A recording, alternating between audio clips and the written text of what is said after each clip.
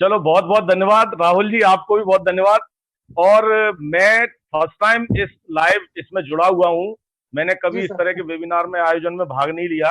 नरेंद्र जी ने ये मुझे अवसर दिया है और मैं समझता हूँ लॉकडाउन ने जो हमारे साथ समस्याएं खड़ी की हैं, तो हमें बहुत कुछ दिया भी है नया करने का, नया सोचने का। राहुल जी तो बात कर ही रहे थे, मैं सोच रहा था मुझे कुछ प्लेटफॉर्म मिलेगा अगर वो पहले बोलेंगे, क्योंकि अदालत वाले सर को मैं सुन नहीं पाया था पूरा। लेकिन जी। मैंने विजय सर को सुना और उन्होंने उन्नत भारत अभियान के बारे में काफी कुछ बात कही है। निश्चित रूप से भारत सरकार के युवा मामले और खेल विभाग द्वारा जो आयोजन किया जा रहा है वो बहुत शानदार आयोजन है। और राष्ट्रीय सेवा योजना के रूप में हम 1969 से इस माध्यम से जुड़े हुए हैं। अधिकतर जो विद्यार्थी हैं, युवा विद्यार्थी हैं कॉलेजेस के, वो गांव में शिविर लगा के अपनी गतिविधियों का संचालन करते हैं।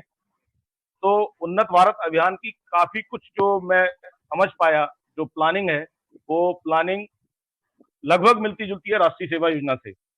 मैं इस लॉकडाउन के संदर्भ में थोड़ी सी चर्चा करूंगा। मैं देखता हूं कई विद्यार्थी फोन भी करते हैं, चर्चा भी करते हैं कि वे परेशान हैं, उन्हें समझ में नहीं आ रहा है क्या करें, काफी लंबा समय हो गया है। और कुछ लोग, क्योंकि परीक्षाएं भी नहीं हुई हैं महाविद्यालयों की, तो वो परीक्षाओं को लेकर भी संशय में है। तो मैं उन सभी मित्रों से आपके माध्यम से ये कहना चाहूंगा कि असफलता और सफलता ये जीवन की दो महत्वपूर्ण पड़ाव हैं। और अगर हमें सफल होना है तो इन असफलताओं को अपने लिए अवसर के रूप में तैयार करें। जैसे नरेंद्र जी ने ये एक अवसर लिया है कि ऑनलाइन सेमिनार किया है और इसमें भारत में युवाओं की सामाजिक जिम्मेदारियों के संदर्भ में चर्चा की है। उन्नत भारत अभियान और राष्ट्रीय सेवा योजना के मंच से आईईटीएम यूनिवर्सिटी का ये बहुत शानदार कार्यक्रम है। राष्ट्रीय सेवा योजना के बारे में मैं सिर्फ इतना ही कहना चाहूंगा कि मेरे अभी लगभग 35 वर्ष राष्ट्रीय सेवा योजना में हो गए हैं। छात्र जीवन से लेके आज प्राध्यापक के रूप में भी मैं राष्ट्रीय सेवा योजना के इस मंच से जुड़ा हूं।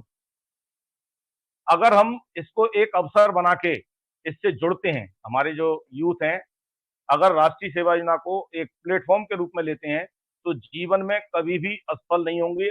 ये मेरा दावा है, क्योंकि मेरा अपना पर्सनल ऐसा अनुभव है। साथ में जो आज उन्नत भारत वाले डॉक्टर विजय साहब जो बात कह रहे थे, स्किल डेवलपमेंट की या कौशल विकास से संबंधित जो कार्यक्रम है, राष्ट्रीय सेवा योजना के मंच से हम वर्षों से करते चले आ रहे हैं।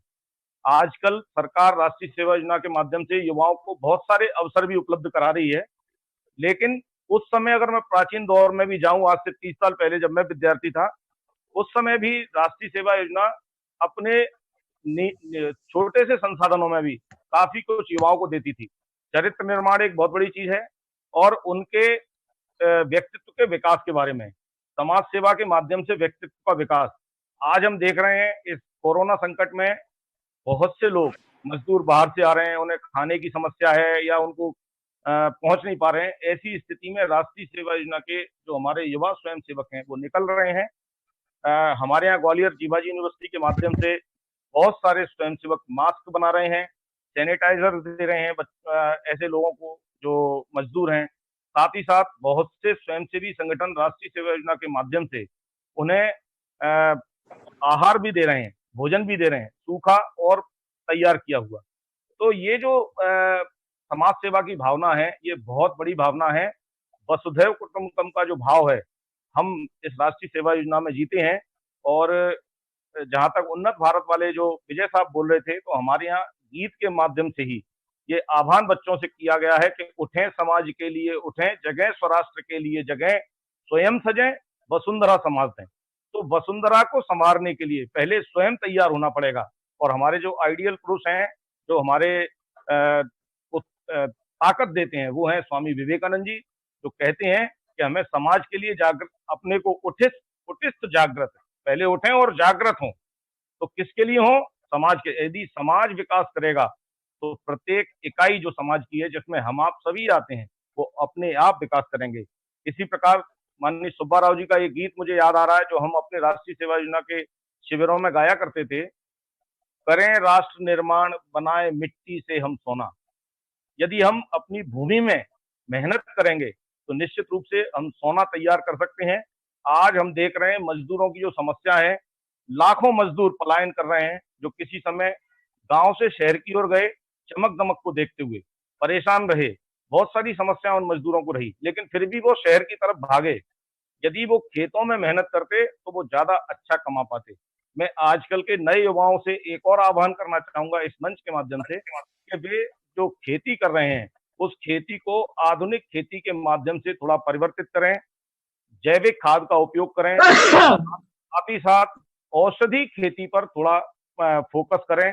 हमारे आसपास जो जमीन है औषधि खेती के लिए बहुत महत्वपूर्ण जमीन है और इसके माध्यम से हम स्वरोजगार को तैयार कर सकते हैं।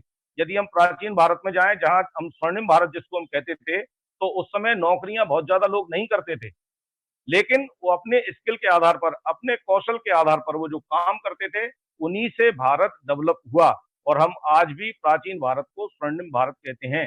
तो विजय जी ने बहुत अच्छी बात कही थी कि अब हमें शहर से गांव की ओर लौटना है और अपने गांव का विकास करना है, क्योंकि गांव में ही भारत की आत्मा का वास है। तो हमें जो संसाधन मिल रहे हैं, जो अवसर मिल रहे हैं, उनका लाभ लेना चाहिए। आज आपने मुझे इस कार्यक्रम में बुलाया और राहुल जी ने विशेष रूप से जो मुझे अपने से पहले अवसर दिया, मैं फर्स्ट टाइम इससे जुड़ा हूं, मुझे पता नहीं कैसे कार्यक्रम किया जाता है, मेरी आवाज भी पता नहीं आप तक पहुंच रही है या नहीं पहुंच रही है। तो मैं थोड़ा लालायित था और जो मैं हाथ उठा रहा था वो मैं टीवी पे देखता था, संबित पात्रा वगैरह सब ऐसे ही अपने अवसरों की तलाश करते रहते थे। तो मुझे पता नहीं था मैं दिखाई दे रहा हूँ या नहीं, राहुल जी तो मुझे दिखाई दे रहा है हंसते हुए, तो मैं थोड़ा सा व्याकुल टाइप का था। तो मुझे ये लग रहा था मेरी आवाज पहुंच रही है नहीं, क्योंकि मैं अपने भतीजों के माध्यम से आपसे जुड़ा हूँ। एक आध बार आवाज नहीं आ रही थी, आदरणीय हमारे अदालत वाले सर का तो मैं कुछ भी नहीं सुन पाया, केवल धन्यवाद सुन पाया, लेकिन विजय सर को मैंने काफी कुछ सुना है। और ये एक ऐसा अवसर है जो निश्चित रूप से इस लॉकडाउन ने हमें दिया है और भविष्य में इसके माध्यम से हम जो हमारे गांव की यूनिट्स हैं, जो दूर दूर तक हमारे विद्यार्थी पढ़ने वाले हैं, उनकी कोई समस्याएं भी हैं, तो इसके माध्यम से हम उनकी समस्याओं को दूर कर पाएंगे। आपने मुझे अवसर दिया, आप सभी का बहुत आभार। साथ में जो आईटीएम जीआईओ की निदेशक है मीनाक्षी मजूमदार मैडम, मैं उनका भी आभार करता हूं कि ये प्लेटफॉर्म आपने मुझे उपलब्ध कराया। धन्यवाद, बहुत बहुत धन्यवाद। जय हिंद।